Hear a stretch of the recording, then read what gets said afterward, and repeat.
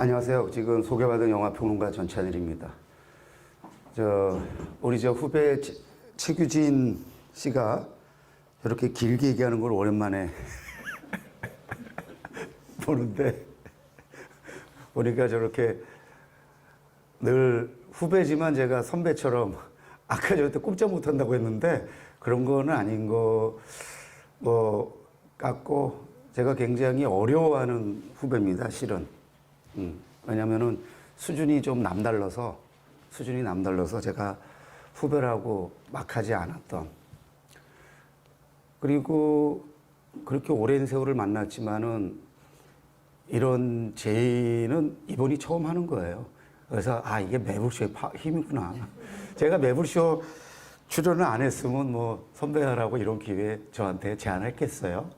그래서 매불쇼가 좋긴 좋구나. 사실 아무 생각 없이 그냥 20만 원 준다 그래가지고 뭐가 뭔지도 모르고 어느 날 연락이 와서, 그러니까 3년 10개월 전에 2020년 2월 28일 날 첫 출연을 했는데, 매불쇼를 생각하면서 이게 산다는 것이 이런 건가? 왜냐면은 요즘 제가 읽고 있는 애덤 그랜트라는 심리학 교수가 쓴 오리지널즈라는 책을 보니까 계획은 보통 계획을 해야 된다 그러잖아요. 근데 진짜 뛰어난 사람은 계획하지 않는다. 그래서 내가 나 계획적으로 살지 않는데 내가 뛰어난 사람인가? 그래서 내가 이 애덤 그랜트 교수가 말하는 오리지널 중에 하나인가? 막 이러면서 지금 열심히 읽고 있습니다. 근데 계획되지 않은, 제가 그래서 칸트를 별로 안 좋아해요. 매일 산책했던. 어쩌다가 산책을 해야지 매일 산책하냐. 그리고 스티븐 킹이니 이런 사람들 보면 매일 정해진 시간에 글 쓴다 그러잖아요. 별로 그런 사람 안 좋아합니다. 저는 그냥 즉흥적인 거를 좋아하고, 되는 대로, 그러면서 어떤 기회가 올 때 그 기회를 잘 잡아서, 그리고 그 다음에 어떤 삶이 펼쳐질지 모르는. 사실 미국도요, 남들이 볼 때는 엄청난 뭐가 있어 온 줄 알았는데 사실은 너무 온 지 오래돼서 그냥 한번 온 거예요. 근데 오는데 마침 LA 영화제, 그러니까 에이지언 월드 필름 페스티벌이 열리는데, 우리 미주 한국일보 골든글로브 멤버가 선생님 올해 안에 미국 오려면 요때 오세요. 그래갖고 내가 그거 좋겠다. 근데 이남 선배 보러, 제가 정말 친누나 이상으로 좋아하는 이남 선배를 보러 올해 안에 온다고, 이 선배 나 올해 안에 간다 그랬는데 원래 12월쯤 가려고 그랬어요. 근데 그 기자가 그래서 그래 그 생각이 온 거예요. 근데 와이프 입장에서는 우리 남편이 지금 미국 간다 그러니까 무슨 원대한, 아니에요. 그냥 온 거예요. 근데 왔는데 앞으로 LA 영화계나 LA 문화계에 무슨 변동이 일어날지 모를 정도의 지금 논의가 진행되고 있어요. 어제 오랜만에 만난 친구가 마치 저를 기다렸다는 둥, 지금 막 저한테 매달리고 있어갖고 며칠 있다가 미팅을 해야 됩니다. 만약에 그 미팅 결과가 잘 되건 못 되건 그게 무슨 어떤 결실을 맺으면 제가 여기를 1년에 최소 한 번 내지 두 번씩은 매년 와야 되는 삶이 펼쳐질 수도 있어요. 근데 어떻게 될지는 저도 몰라요. 그리고 제가 아직 결단을 내리지 않았는데 너무 재밌는 거예요. 예? 남들은 60 넘어서 여기 제 선배님도 몇 분 계시지만은 오히려 그런 있는 기회가 사라질 수 있는데, 저한테는 막 그런 계속 기회가 오니까. 내년은 피렌체도 가야 되고, 그래서 지금 정말 재밌다. 여기 이렇게 여러분하고 이런 자리 가질 거라고는 진짜 오기 전에 상상 못 했는데, 우리 후배 최규진이 얘기하길래 좋지. 저는 워낙 새로운 만남을 좋아합니다. 예.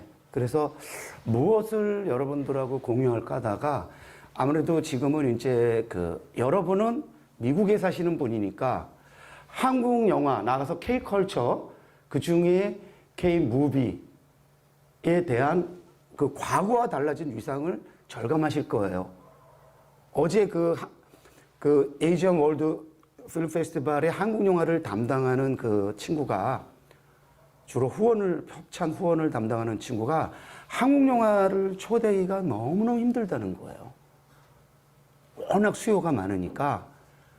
그리고 기본적으로 조건도 달라졌고, 그리고 지금 여러분 뭐 유튜브 들어가서 그 뉴스를 보시면 시네마테크 프랑스이즈 세계 최고의 시네마테크인 시네마테크 프랑스이즈에서 지금 김지훈 감독 회고전이 내일까지 펼쳐져요. 올해 아주 처절하게 실패한 거미집. 그 거미집이 올해 칸 영화제에서 선보이면서 그 김지훈 감독의 면모가 새로 드러났고, 흥행에서는 대참패했어요. 일랑이 참패해서 일랑 때문에 몇 년간 부진을 겪었는데, 일랑은 그래도 100만 넘었거든요.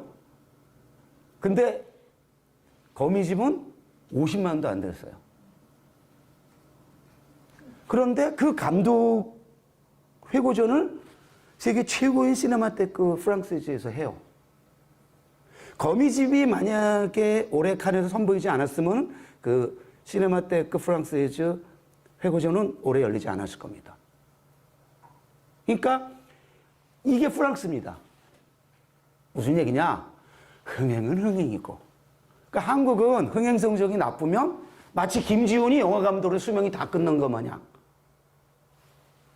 그런데 프랑스에서는 그 잘난 시네마테크 프랑스에서 우리나라에서 그 거기 회고전을 한 사람은 임권택, 이창동, 홍상수 이런 정도예요. 그래서 김지훈을 데려다가 지금 시네마테크 프랑스에서 회고전 열리는데 이 친구 김지훈이는 이제 제가 데뷔 전부터 그 백수 시절부터 이제 알고 지냈고, 왜냐하면 그 선배인 그 누나인 친누나인 김지숙 선배랑 워낙 가까운 사이였기 때문에 기자 생활하면서 그때 정말 탑스타 연극 배우로서 윤석화, 김지숙 둘은 정말 대단한 스타였고, 그래서 그 80년대 말 90년 초부터 알고 지냈던 그 인연으로 그 집에 놀러 가면 그 김지훈이 백수여가지고 그땐 김지훈이 막 지금 세계 한국을 대표하는 감독이 돼 있는데 일랑과 거미집의 흥행 실패로 인해서 지금 굉장히 마치 맛이 다 간 감독인 것 같지만 실제로는 그렇지 않죠. 무슨 얘기냐면 시네마테크 프랑스에서 회고전을 연다는 거는 감독으로서 새로운 어떤 역사를 만들어낸 거예요. 자, 그리고 자꾸 프랑스 얘기를 해서 죄송합니다만은 지금 프랑스를 대표하는 자꾸 오몽 세계적인 영화학자입니다. 그 자꾸 오몽이 지금 부산에 있습니다. 세계문학 포럼에 초대돼서 기조발제로 하고, 그 다음에 오늘 아직 아닌데 이따 오후에 영진이 한국영화진흥위원회의 그 시사실에서 한국 영화에 관련된 특강을 진행합니다. 그래서 그 부인이 그 김양이라고 다큐멘터리 감독인데, 제가 그 부인하고 그 다음에 이제 김희석 교수라고 동의대 교수한테 혹시 오늘 그 자코몽이 발표할 발제문 좀 보내줄 수 있느냐. 내가 오늘 미국에서 이러한 간단한 특강을 하는데 그 발제문을 좀 볼 수 있으면 좋겠다 했더니 와이프는 뭐 남편한테 허락을 받아야 돼도 어쩌고저쩌고 하는데 김희석 교수는 자기가 이제 대담을 나눠야 되니까 그 보내줘가지고 영문으로 A Certain Trend in Korean Cinema 그래서 한국 영화의 어떤 경향에 대해서 그 쓴 발제문을 제가 오면서 이렇게 일별했는데, 제가 볼 때 자코몽은 진짜 세계 최고의 학자인데 확실히 그 통찰 있는, 그러니까 왜 이 말씀을 드리냐면 그런 세계적인 학자가 프랑스 한국 영화가 뭐 할 말이 있다고 그거에 대해서 이런 식의 심층적인 분석을 하냐는 거죠.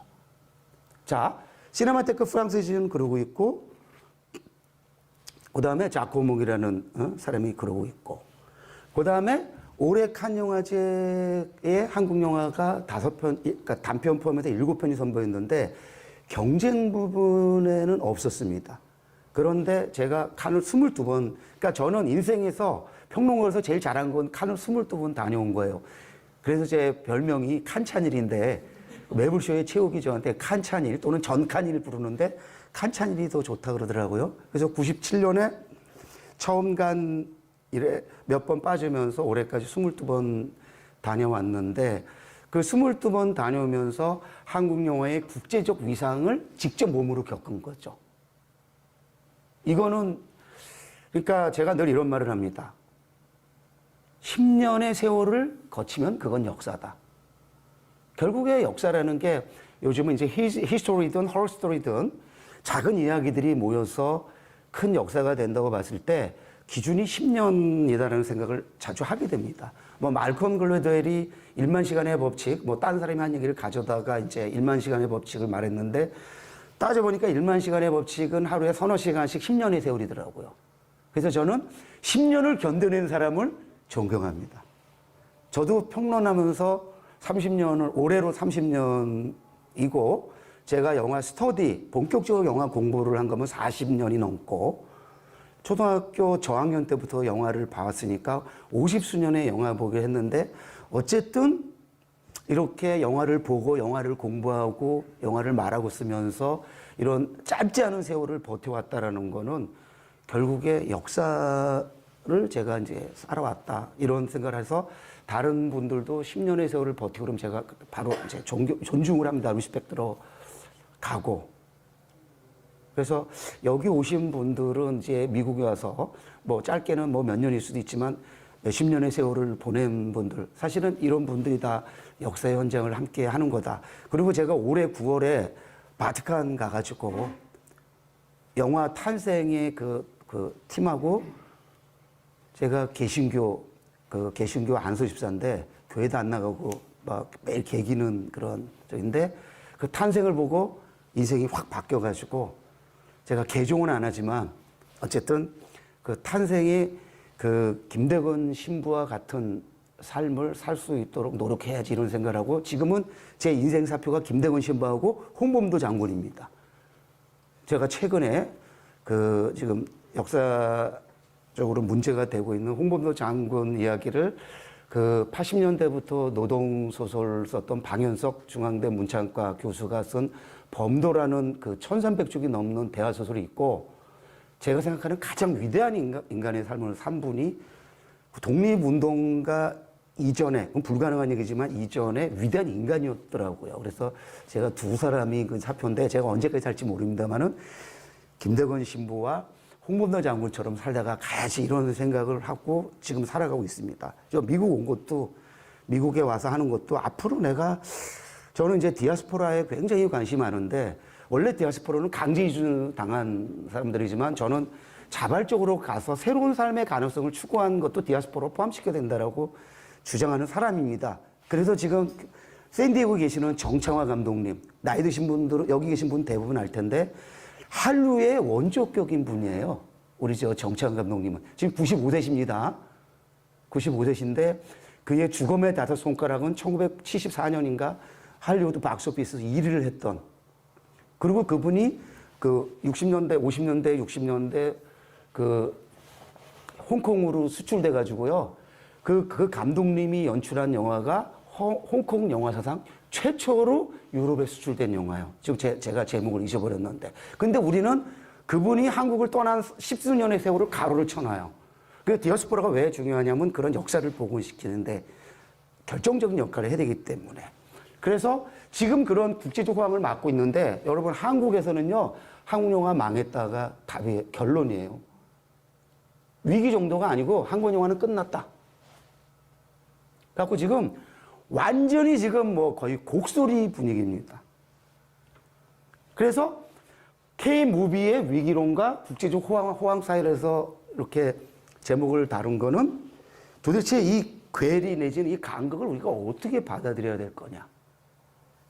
외국에서는 막 한국 영화를 막 연구하고 이게 사실인지 모르겠는데 한국의 골든글로브 멤버인 여기 미주 아구일보의 하은선 기자가 올해 부산 영화제 와서 저한테 그러더라고요.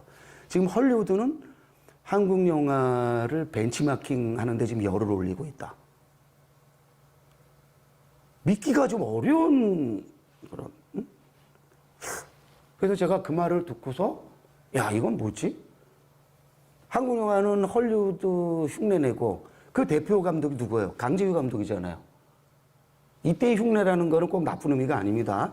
한국 영화가 세계 무대로 진출하기 위해서 모델 삼으로 했던 그런 경우는 할리우드 영화였으니까요. 그래서 그 강재규 감독이 1996년 은은나무 침대부터 1999년 쉬리, 그리고 2004년 태극기 휘날려며까지, 그 이후로는 마이웨이하고 뭐 이렇게 몇 편의 영화가 흥행에서는 좀 부진한 성적을 거뒀다 할지라도 강재규 감독의 그 세 편은 한국 영화 그때그때마다 역사를 읽은 거거든요. 그리고 그와 더불어 강우석 감독, 이 두 강이 한국 영화 산업의 어떤 초석을 깐 거라는 거죠. 그러니까 한국 영화 산업의 새로운 어떤 가능성을 그들이 입증을 했고, 그 바탕하에서 그 이후에 봉준호가 나오고, 박찬욱은 아직 천만 영화를 못 찍었죠. 박찬욱은, 여러분, 박찬욱 영화 중에서 제일 큰 흥행성을 거둔 영화가 뭐죠? 그렇죠. 아직도 제2세의 공동경비구역입니다. 2000년에 선보인. 외국의 많은 사람들은 박찬욱 감독의 데뷔작이 제2세의 공동경비구역인지 알아요. 그 전에 3인조와 다른 해가 꾸는 꿈인가 뭐 이런 두 편의 영화의 실패로 8년을 앵벌이하면서 글 써가면서 버텨냈는데, 제2세의 공동경비구역으로 그 당시에 600만이라는, 그러니까 쉬리가 600만 가까운 흥행 스코어를 일궈냈을 때, 그때 우리 영화계의 전문가들이 무슨 진단을 내리냐, 이건 예외다. 근데 1년 뒤에 그 기록을 좀 논란이 있습니다만 깼다고 얘기되는 게 바로 제2세의 공동경비구역이고요. 그러니까 또 뭐라 그러냐면 제2세의 공동경비구역도 예외다. 근데 그 다음에 뭐가 나왔죠? 그 다음 연도 2001년도에 친구가 나옵니다.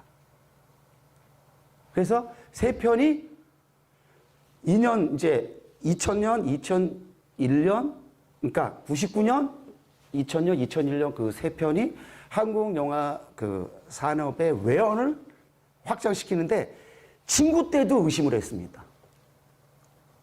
그러니까 전문가들은 기본적으로 비판적, 회의적 시선을 뭐 가져야 되기 때문에 그럴 수 있지만, 한국 영화의 잠재력과 가능성을 그때 내다보지 못했던 거예요. 일반적으로 말합니다. 예외적인 경우도 있지만은. 그런데 그로부터 2년이 지나서 실미도가 선보이고 2004년 2월인가 실미도가 한국 영화 사상 최초로 1000만이라는 대기록을 세우죠. 그때도 예외라고 그랬습니다. 근데 바로 또 몇 개월 있다가 또 뭐가 나오죠? 태극기 휘날리며.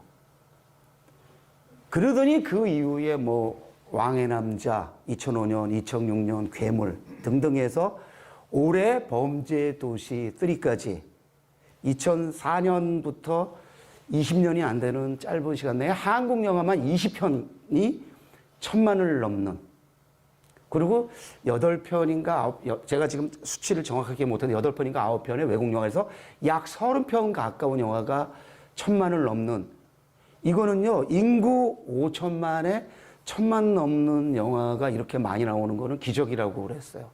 지금 위기론을 겪는 이유는 그 너무 기적 같은 일들이 매년 1, 2년마다 벌어지니까 한국 영화, 그러니까 관객들이, 한국 영화 사람들이, 한국인들이 당연히 1000만 하면 당연한 거라고 여겼는데 그게 당연한 게 아니었던 거죠. 제 인생 철학의 세 가지가, 첫 번째가 안주하지 않는 삶이고, 두 번째가 공사 구분하는 삶. 그래서 항상 개인은 대의가 우선적이 된다랑, 세 번째가 저는 범사에 감사하는 삶인데, 제가 좀 이렇게 신앙인으로서 불성실하긴 해도 늘 범사에 감사하는 삶. 인생의 최악은 없다. 제가 아무리 힘들어도 저는 절망하지 않았어요. 우리 저 끼에로끼에고로 어릴 때 중학교 때부터 읽으려고 하다가 못 읽었던 끼에로끼에고로의 그 죽음에 이르는 병이 결국은 절망인데, 저는 정말 절망하지 않으려고 무던히 노력했고, 그래서 이렇게 살아가지고 여러분 앞에 보면서 이렇게 이런 특강도 하잖아요. 그렇게 봤을 때 저는 지금 사실은 한국 영화의 위기가 새로운 기회라고 그 생각하면서 그 기회를 만드는데 지금 어떤 역할을 할 수 있을까를 고민하면서 지금 미국에 와 있는 거예요. 왜? 저는 이런 거 너무 싫어요. 뭐 예를 들면은 한국 영화 위인데 나 그럴 줄 알았어. 그거 잘 됐다. 도대체 내가 우리 시네마 쪽 후배들한테 뭐라는 게 아니고 한국 영화 위기를 말할 때 얘네들이 너무 통쾌해하는 거예요. 아, 나는 좀 이해가 안 가. 그럼 위기면 좀 안타까워야 되는 거 아니에요? 그러면 어떻게 이 위기를 좀 벗어나는데 도움이 될까를 고민하는 게 아니고 저랑 늘 다주다투는 최강희는 막 신나해. 내 이럴 줄 알았어. 아니에요. 한국 영화 위기에 우리도 함께 거기에 거둔 거예요. 그러면 그 위기를 벗어나는데 어떻게 할 것인가? 그리고 위기를 해소하기 위해서는 어떻게 할 것인가? 저는 그래서 여러 가지 지금 나름대로의 의견을 제시를 지난 영화평론하는 30년 동안 그때마다 좀 해왔는데 지금도 그거 고민을 많이 하고 있습니다. 죄송합니다. 저 물 좀. 그래서 저는 뭐냐면은 이제 진짜 해외도 나가야 된다. 여태까지는 말만 해외 나갔는데 진짜로 해외 나가야 되고 진짜로 협력하고 진짜로 합작 영화를 만들어내고. 그러니까 말만이 아니고 제가 한 10수년 전에 읽은 책 중에서 개방협력, 오픈 콜라보레이션이라는 책인데 저는 원래 개발서를 안 읽어요. 근데 가끔 가다가 읽는데 인상이 남는 그 몇 권의 책 중에 하나가 오픈 콜라보레이션이었어요. 저는 이게 미래다. 한국이 더 지금보다 저는 선진국, 후진국 이런 말을 싫어하지만 더 이렇게 좀 발전이라는 말도 사실 별로 안 좋아하는데 그냥 어쩔 수 없이 쓰면은 발전하려면은 저는 좀 더 적극적으로 개방 협력을 해야 된다라는 생각을 갖고 있는 사람이에요. 지금 미국에 지금 선도하고 있는 기업들이 대부분 개방 협력의 결과로. 그리고 미국은 개방 협력의 사회잖아요. 언제부터인가 트럼프라는 대통령이 나오고 나서부터 이상하게 미국답지 않은 미국 특유의 반트로피컬리즘적인 노선을 택하면서 막 장벽 세우고 막 차별을 조장하고 이러면서 이상한 흐름으로 가고 있지만은 저는 개방 협력이 답이라는 생각을 하면서 저는 진짜 개방 협력을 하기 위해서 무던히 노력하고 있는데 그렇다면은 제가 영화 평론가로서 과연 무엇을 할 수 있을까를 계속 고민합니다. 그래서 저는 영화라는 프레임 안에 머물지 않습니다. 저는 기본적으로 문화 컨텐츠라는 맥락 속에서 영화를 접근하는 사람인데 그런 점에서 봤을 때 어떻게 보면 한국 영화의 지금 위기는 기회의 또 다른 이름일 수 있겠다라는 생각을 많이 하고 있습니다. 그리고 부산영화제도 마찬가지입니다. 지금 위기 국면이거든요. 그래서 부산국제영화제가 어떻게 될지 모르는데 부산영화제가 예전의 위상을 찾을 수는 없다 할지라도 어느 정도 유지하고 그야말로 죽지 않으려면은 부산영화제가 어떤 방향으로 나가야 되냐에 대해서 저는 진짜 깊은 고민을 합니다. 제가 2009년부터 16년까지 8년 동안 부산국제영화제를 몸담아서만이 아니고 저는 부산국제영화제가 1996년에 출범했고 제가 97년에 칸을 처음 왔다고 하지 않습니까? 그러니까 부산국제영화제의 성장과 제가 칸을 간 역사가 그대로 합일되고 그 역사가 한국 영화의 국제적 위상이 부상하는 시기와 그대로 겹칩니다.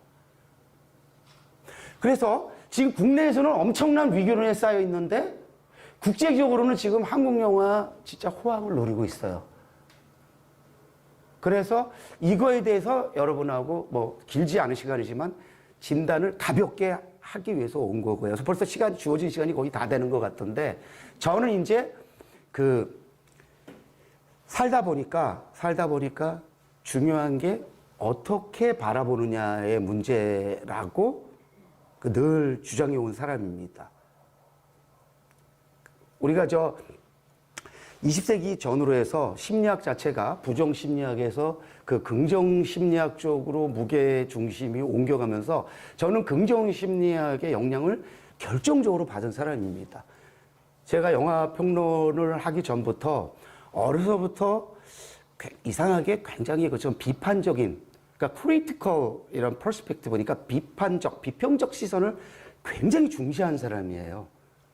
그래서 제 인생의 그 화두를 한마디로 얘기하면 한때는 예를 들면은 비판인 적도 있었어요. 뭐 비판, 저항, 예? 뭐 그런데 어느 시점부터, 그리고 저는 행복하다라는 용어도 쓰지 않았던 사람이에요, 과거에는. 왜냐하면 이런 시대에 행복해야 한다라는 거는 이거 뭔가 죄를 저지르는 게 아니냐. 근데 제가 아까 범사에 감사하는 삶이라고 말씀을 드렸는데, 근데 이렇게 살다 보면은 늘 범사에 감사할 할 수 있는 것들이 많다는 걸 어느 날 깨달으면서, 저는 아무리 힘들어도 절망하지 않고 버텨낸 게 이런 범사에 감사하는 삶이었어요. 인생의 최악은 없다라는. 그러면 지금 한국 영화가 최악일까? 저는 최악이라고 보지 않아요. 왜 그러냐면 주변에서 이렇게 부러워하는 최악이 어디 있어요? 이렇게 부러워하는 최악은 없어요. 최악이면 부러워하지 않아요. 주변에서 다 욕해야 돼요. 니네 K-팝? 야, 헛소리 하지 마. 무슨 K-팝이 어디 있어? K-드라마가 어디 있어? 그건 니네가 말장난하는 거라고 해야 되는데 우리는 오히려 위기라고 막 이러고 있는데 밖에서는 엄청 부러워하잖아요. 여러분도 실감하잖아요. 여러분이 받는 대우가 여전히 차별이 존재하더라도 예전 같지 않다라는 건 느끼시잖아요. 여기 제가 미국 처음에 들어올 때 이 인스펙터가 얼마나 의심의 눈초리를 하고 이 인간이 왜 오나 이랬는데 요즘은 어제도 들어오는데 우선 표정이나 이런 게 굉장히 호의적이에요. 저기 프랑스 가면요. 영어도 안 했던 저희가 우리말로 막 한국말하고 그러잖아요. 그 인스펙터가. 이거를 제가 20몇 년 해외를 다니면서 몸으로 실감하기 때문에 정말 저는 몸으로 실감을 해요. 그리고 제가 한국 영화 평론가라 그러면은 예전에는 한국이라는 나라가 어디 있어? 뭐 한국에 영화가 있어 이랬던데 지금은 한국 영화 평론가라면 막 호신 같은 나한테 너 저기 봉준호 아니? 뭐 김준호 아니? 막 이렇게 물어보고 심지어 소개해달라고 그래요. 완전히 이유가 다릅니다. 그리고 프랑스에서 여러분 아시죠? 프랑스인들의 특유의 근거 없는 잘난 척. 여기 제가 프랑스하고 이제 제가 동문학이고 저 불문학인데 그 차이를 어떻게 설명하냐? 독일은 열을 알아도 하나만 말하는, 프랑스는 하나만 알면 열을 뻥까는. 그래서 들레준이 자크락강이니 개념 하나 가지고 마치 세상을 점령한 거 마냥. 저는 그게 이제 독일하고 프랑스의 차이라고 늘 주장을 해오는데 저 친구는 좀 달라요. 저 친구는 동문학적인 불문학이고 저는 불문학적인 동문학. 그래서 저는 사람들이 불문학을 하는 줄 알아요. 제가 하도 뻥이 심하니까. 근데 저는 속으로는 진짜 신중한 스타일이에요.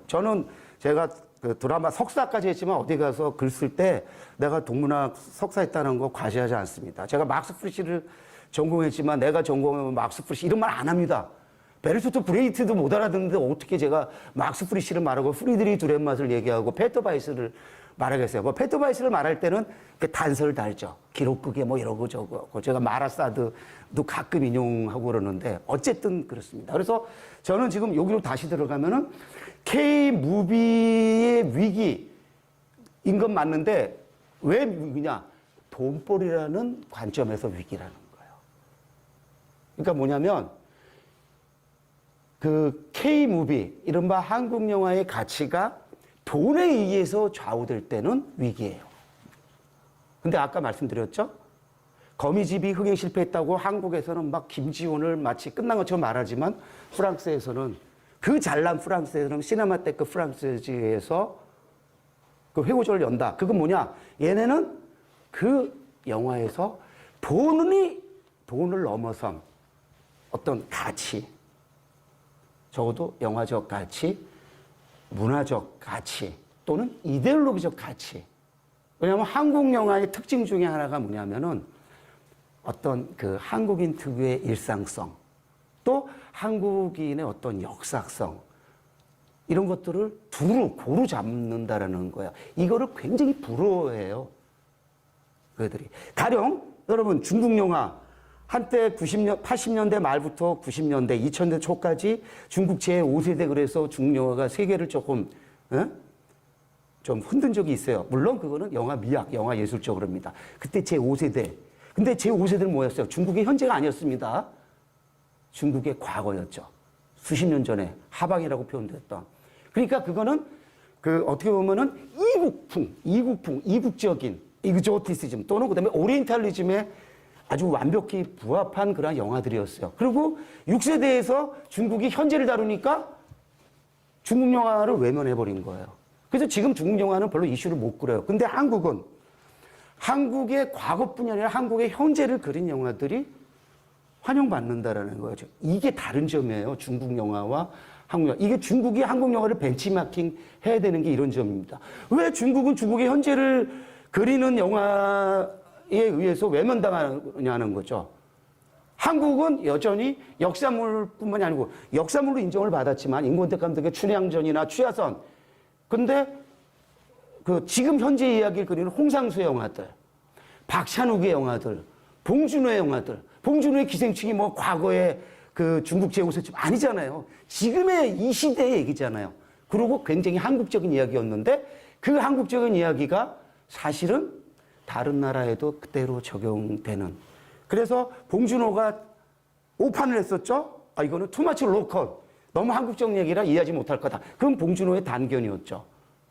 그게 왜? 신자유주의 문제는 한국만의 문제가 아니고 범세계적인 문제라는 거. 그러니까 기생충의 이슈가 그대로 그냥 세계적으로 먹힌 거죠. 국내에서는요, 그 봉준호 영화의 최고작은 살인의 추억으로 평가가 납니다. 그 다음에 마더입니다. 그 다음에 기생충이에요. 근데 세계 무대에서는 단연 기생충이죠. 그래서 기생충 이후로 한국 영화에 대한 평가 자체가 달라진 거죠. 왜냐하면 여러분 봉준호는요, 그냥 세계적 감독 중에 한 명이 아니고요. 세계 최고의 10손가락 안에 드는 감독입니다. 제가 볼 때는 한국 영화를 많이 못 봤기 때문에 봉준호 영화의 전작을 안 보고 한두 편 본 사람들은 모르지만 봉준호 영화를 전작을 보고 한국 영화를 많이 본 사람들, 영화를 많이 본 사람들은 봉준호가 크리스토퍼 놀란, 드니 빌레브 이런 감독과 더불어 현존 최고의 감독이라는 걸 인정하지 않을 수가 없어요. 그 증거가 칸 영화제와 오스카의 공동 차지였죠. 그리고 이 역사는 봉준호에 의해서, 봉준호 외에는 깨지지 않을 거예요. 어느 점장이가 봉준호 감독은 기생충으로 멈출 거라고 얘기를 했는데, 모르겠어요. 가령제 천공이나 그런 점쟁이들의 예측이 맞으면은 봉준호는 기생충에서 멈출지 모르지만, 저는 제가 봉준호한테 인터뷰하면서 그랬어요. 봉준호, 제가 이제 2020년에 봉준호 장르가 된 감독이라는 그 책을 내면서 이제 그 몇 번 인터뷰를 할 때 봉준호 감독한테 그랬죠. 봉 감독이 그 현존 최고의 감독인 클린트 이스트우드 정도로 영화를 앞으로 30년 더 만들어야 되거든. 30년을 30몇 년을 더 만들어야 된다. 30몇 년. 그러면 앞으로 한 10편은 더 만들겠지? 봉 감독이 기생충을 넘어서는 영화는 봉 감독이 또 만들어야 된다. 그러니까 본인이 뭐 좀 약간 당혹하고 그랬는데, 저는 봉준호에 대한 그런 믿음이 있습니다. 그리고 지금 제가 고민하는 것 중에 하나는 포스터 봉준호를 어떻게 빨리 출연시킬 것인가. 어제 와서 아시안 월드 필름 페스티벌 개막작으로 왔던 콘크리트 유토피아의 엄태화 감독을 저는 포스터 봉준호 넘버원으로 지금 예측하고 있고, 지금 조선일보에서 그 설문을 해서 아직 결과를 발표하지 않았는데, 오늘 기자한테 언제 발표하냐니까 기사가 너무 밀려가지고 아직 못 내고 있는데, 이거는 나오기 전에 말씀드리기는 어려운데, 그 엄태화 감독이 거기서 상당한 수위를 차지하고 있는 걸로 알고 있어요. 그래서 저는 10년 정도의 앞을 내다보면서 어떻게 하면 엄태화가 포스트 봉준호, 그러니까 봉준호로 그 우뚝 서는가를 제가 막 혼자 고민해요. 그리고 엄태 감독 만나면 그걸 계속 상기시켜요. 본인은 당황해요. 근데 저는 그런 일을 해서 그런 감독들을 자꾸 만들어내고 그런 영화들을 만들어내서 이제는 돈벌이를 넘어서는 어떤 정말 문화적 가치, 이데올로기적 가치, 그리고 나아가서 역사적 가치가 있는 영화들을 꾸준히 지금처럼 만약에 만들어낸다 그러면은 한국 영화는 분명히 돈 버는 걸로는 위기를 겪고 있지만 또 다른 어떤 그 위상을 그 드러내면서 국제적 호황과 그 위기 사이의 어떤 그 간극이 좁혀질 수 있지 않겠느냐. 어떻습니까? 여러분 여기서 사시면서 한국 영화를 보고 평가할 때, 이 영화가 얼마 벌었는가 이렇게 조사해가지고 그 돈의 액수에 따라서 그 영화에 대한 평가를 하십니까? 그러지는 않을 거라고 생각해요. 저는 그러지 않을 거라고 생각합니다. 근데 지금 한국은 이상할 정도로 그러한 그러니까 금전에 의해서 모든 것을 결정하려는 좀 이렇게 천박한, 저는 이거를 넘어서야지 진정한 의미에서, 제가 이제 선진국이란 말을 별로 안 좋아합니다만은 진짜 그러한 성숙한 나라가 되는 것이 아니냐. 그냥 단순히 경제적 지표만이 아니고 어떤 문화적 지표, 이런 문화적 지표에서 정말 한국은, 근데 지금 여러분 문화적 지표에서 한국은 지금 대단한 나라 된 거는 맞잖아요. 많이 불우하잖아요. 제가 칸 영화제 갔다 오다가 이탈리아에서 온 청년을 하나 만났는데 이렇게 얘기하다가서는 야, 한국 영화는 지금 뭐 한국에서는 위기라고 난리야 그랬더니 이 친구가 콧방울 끼는 거야. 지금 무슨 소리를 하냐. 지금 니네 한국 영화나 한국 드라마는 unprecedented라는 표현을 쓰더라고요. 니네는 지금 그 아시아 영화나 이 영화에 다른 기준을 한국 영화가 만들어냈는데 저한테 그래요. 한국 영화 당당해도 된다라는 얘기를, 그때 제가 그걸 듣고 진짜 충격을 먹었어요. 이 거꾸로 된 거잖아요. 예를 들면 예전에는 외국 사람들이 야, 한국에 무슨 영화가 있어? 한국에 뭐가 있어? 이랬는데 우리는 막 한국 영화 위기래 막 이러고 조심하고 있는데 걔네들이 unprecedented라는 표현까지 써가면서 당당해도 된다. 그게 저한테 굉장히 세게 저 머리를 때렸어요. 그래서 그 다음에 와서 제가 이제 칼럼을 쓴 거죠. 한국 영화 위기, 돈벌이로 지금 돈 버는 거에서 위기 맞다. 그리고 이 위기는 컨텐츠 위기가 아니다. 극장 환경의 위기다. 왜? 극장은 뭐예요? 멀티플렉스는 그러니까 다양한 영화를 상영하는 공간이어야 되는데 이 돈의 논리에서 멀티가 아니라 모노플렉스가 돼버렸잖아요. 한국 영화 한 편의 영화가 그냥 막, 프랑스는 아무리 성공하는 영화도 40%를 못 넣는데요. 그게 법으로 규정돼 있는 게 아니고 업계에서 그거를 서로 합의를 그렇게 한대요. 근데 우리는 막 한 영화가 그 3,000개의 스크린이 있다 그러면 2,500개 막 이렇게 잡아버리는 거예요. 그 대가를 지금 치르고 있다는 거죠. 그리고 여러분, 한국의 멀티플렉스는 산업 논리, 영화 산업 논리가 아니고 부동산 논리에 의해서 그 멀티플렉스의 스크린이 늘었던 거예요. 그러니까 부동산 입장에서는 영화 산업이 정말 코 묻은 돈이에요. 여러분이, 우리가 많은 사람들이 오해하는데 할리우드의 영화 산업의 그 규모가 얼마나 클 것 같아요? 할리우드는 상징적으로 큰 거죠. 실제로 산업에서는 아무리 잘날 때도 몇십이에요. 50이, 30이. 옛날에 뭐 10이 안에 들어가 다 헛소리라는 거죠. 지금 여러분 할리우드 영화 산업 극장 기준으로 할 때 몇 년 전까지 10억 달러 플러스예요. 10억 달러가 돈이에요. 삼성전자 한 분기 수입도 안 되는데. 근데 헐리우드가 갖는 그 의미는 돈으로 환산이 안 되죠. 할리우드를 어떻게 10억 달러, 100억 달러로 삽니까? 헐리우드는 팔 수 없어요. 그래서 그 유명한 얘기가 있잖아요. 펜타곤에서, 국방성에서 미국과 세계의 어떤 그 정책을 입안하면 그거를 프로모션하는 게 프로모션하는 게 할리우드다. 그거를 실행하는 게 백악관이고. 그러면은 할리우드를 10억 달러, 몇십억 달러, 100억 달러 산정이 안 되죠. 그건 돈으로 환산할 수 없어요. 지금 BTS의 그 값어치를 BTS가 뭐 몇 조 벌어들인다. BTS의 가치를 그 몇 조로 환산할 수 있습니까? 제가 볼 때 돈으로 환산 안 됩니다.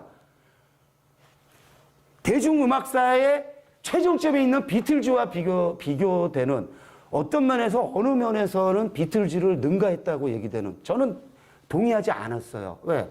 비틀즈의 음악이 비틀즈는 지금도 그 멜로디 들으면 정신 못 차려요. 예? 근데 저기 BTS는 그런 멜로디가 제가 볼 때 거의 없어요. 그래서 세월이 흘렀을 때 BTS의 노래를 흥얼거릴 사람이 뭐 다이너마이트나 뭐 이런 게 있을지 모르지만 비틀즈는 60년의 세월이 흘러도 우리가 Yesterday를 말하고 그렇죠? 제가 The Winding의 그 제목 좀 갑자기 잊어먹었는데 그런 노래 Hey Jude 이런 근데 비틀즈는 BTS는 그럴 꼭 제가 볼 때 없을 거라고 생각을 하는데 생각이 또 바뀌는 게 대신 팬과의 교류, 팬덤 이런 거 볼 때는 비틀즈가 못한 거를 BTS가 한 건 맞아요. 그러니까 과거의 비틀즈는 팬들과 BTS가 팬들과 갖는 관계를 못 가졌던 거고요. 비틀즈는 어떻게 보면 선망은 될지 모르지만 공유까지 못 갔어요. 그런데 BTS는 보니까 어떤 애들한테 수많은 아미들한테는 자기의 삶의 이유가 되잖아요. 이거는 위대한 거예요. 제가 볼 때. 블랙핑크가 BTS를 넘어설 수 없는 제가 만약에 이제 블랙핑크 만나서 의견을 낸다 그러면 니네가 음악을 잘하는 걸 인정하는데 BTS 같은 메시지를 빨리 담아야 된다. BTS는 메시지로 세계를 결국에 지금 좌지우지하고 있는데 니네는 그런 게 없지 않느냐. 어? 너네들이 갖고 있는 어떤 성적 매력이나 가창력은 뛰어날지 모르지만 BTS 같은 울림은 전해주지 못하고 있다. 니네들이 돈은 BTS 못지않게 벌고 인기는 더 남미는 블랙핑크가 더 인기. 근데 저는 그걸 넘어서려면은 그들의 메시지, 더불어 삶의 메시지를 계속 전해야 된다라고 얘기하는 거예요. 그래서 저는 이제 결론 내겠습니다. 지금 이 사이에 이 간극을 좁히는 것은 결국에 어떻게 하면 돈을 많이 버는 영화를 만들어내냐보다 더 나아가서 어떤 그 문화적 가치를 지속적으로 세계에 또 국내에 알리면서 살아나가느냐. 이게 더 중요할 수 있을 거다. 그래서 우리가 위기를 말할 때는 항상 돈을 기준으로 할 때인데, 거고, 그거는 구분을 해줘야 된다. 그런 의미에서 지금 한국 영화가 겪는 위기는 일면의 국면이지 총체적 위기거나 그건 아니다. 지금 가령 올해에 더문 같은 영화가 50만 밖에 못 넘었고 1947 보스턴이 겨우 100만 됐고 그 비공식 작전 김성훈 감독의 비공식 작전이 105만 밖에 안 됐지만 그 영화들이 영화를 형편없이 만들었기 때문에 그게 아니라 관객들의 영화 보기 패턴이 바뀌고 성향이 바뀌고 극장 환경이 바뀌면서 이제는 뭐 미국도 그렇습니다만은 넷플릭스 보고 뭐 집안에서 보느라고 잘 극장 안 간다면요. 그럼에도 미국은 많이 그 예전에 그 관객을 회복하고 있다는데 우리는 지금 그 관객 수가 너무 떨어져 가지고 지금 한국 영화가 이제 조정 국면을 갖는 와중이니까 이거를 그냥 위기다라고 막 자조하고 절망하고 넋두리 할 것만이 아니고 이 조정 국면을 잘 활용해서 그 어떻게 지금 변해가는 그 스트리밍 환경과 그 기존의 그 극장 환경과의 어떤 그 협력 또는 뭐 조화 이런 거를 모색해야 되는 거 아니겠는가. 그런 점에서 우리 요번에 그 마틴 스코세지 감독 진짜 내가 볼 때 거의 뭐 최고작에 가까운 영화인데 플라워 킬링 문 같은 이런 영화들이 바로 스트리밍 가지 않고 일련의 그 극장에서 뭐 선보인 다음에 스트리밍 서비스로 가는데, 물론 이거 오스카 때문에 그런 거긴 하지만은 저는 앞으로 그런 식으로 서로 상호 협력해서 어떤 영화들은 극장에 가서도 볼 수 있는, 그리고 극장을 가기 싫은 사람들은, 왜냐하면 여러분 플라워 킬링문은 극장 가서 봐야 되는 영화예요. 그 영화를 만약에 OTT에서 본다, 제가 볼 때 10분의 1도 즐길 수 없습니다. 플라워 킬링문을 극장 가서 보면 와우, 왜 마틴 스코세지고 왜 로버트 드니로고 왜 레오나르도 디카프리오인가를, 예? 저는 진짜 플라워 제인 캠피언의 제인 캠피언의 뭐죠? 최근에 갑자기 잠깐 잊어먹었는데 그 영화를 넷플릭스가 아니고 극장 가서 보는데 저는 영화가 출연하는 줄 알았어요. 저는 극장주의자입니다, 여전히. 극장주의자여갖고 영화는 극장에서 봐야 된다. 근데 저 같은 사람이 아주 소수만 있는 거예요. 그리고 갈수록 영화는 이제 뭐 그냥 아무 데나 가서 보면 된다. 심지어는 뭐 이런 데서 봐도 된다. 이것을 보고 영화 봤다고 그러지 마세요. 여러분 진짜 그러면 안 됩니다. 그거는 100분의 1 정도. 여러분이 만약에 카네기를 가서 가령 존 노의 노래를 듣는 것과, 그렇죠? 존 노가 리사이틀 카네기홀에서 했는지 할 건지 모르겠는데 걔 노래를 카네기홀에서 듣는 것과 유튜브에서 존 노 듣는 거를 보고서 나 유튜브에서 보고 아니죠. 우리가 왜 카네기홀 리콘 센터를 왜 갑니까? 왜 우리가 그림을 보러 루브르를 가고 왜 올세 미술관을 가죠? 그냥 유튜브에서 모나리자 보면 되잖아요. 저는 영화도 왜냐하면 우리가 어떤 이 삶에서 퀄리티, 질이라는 걸 포기하지 않고 살아간다면은, 질이 중요하다는 생각을 한다 그러면은 결국에 영화관을 가서 영화를 보기 위해서 노력해야 된다고 봤을 때, 제가 이번에 어제 컬버 시어터에서 콘크리트 유토피아를 보는데 한국보다 사운드가 얼마나 좋은지 제가 깜짝 놀랐어요. 그래서 제가 감독한테 뭐라 그러냐면, 야, 내가 여기서 보는데 김혜원의 음악이 다르게 들리고 이 대사가, 한국에서 영화 볼 때는 막 대사가 잘 안 들렸는데 컬브 시어터에서 들으니까 영화가 막 사운드가 살아 숨쉬더라 그랬더니 뭐 감독도. 근데 저는 진짜 그런 거 되게 중요하게 여기는 사람이에요. 여러분 정말 아무리 커도 뭐 50인치 TV 모니터로 보는 거랑 수백 인치, 수천 인치 그 영화관에서 보는 거랑 어떻게 같겠어요?